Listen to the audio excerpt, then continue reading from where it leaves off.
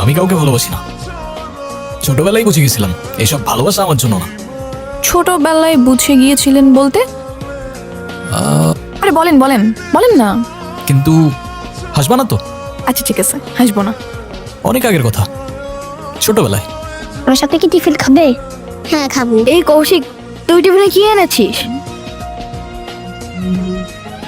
আর দেখ আমি কি এনেছি টিফিনে। তুমি আমার সাথে চলো, ঠিক আছে? হ্যাঁ আসো।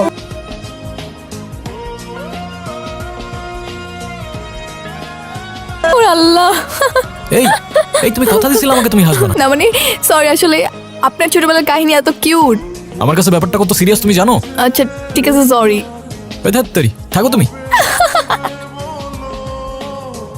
মিতুর সাথে আমার কানেকশনটা অদ্ভুতভাবে হয়ে যাচ্ছিল, যেন ও আমার গল্পে লিখে রাখা একটা কাছের মানুষ, কিংবা বলতে পারেন মনের মানুষ। কি রে, আমার বাইক কই? তোর বাইক কই রাখছিলি?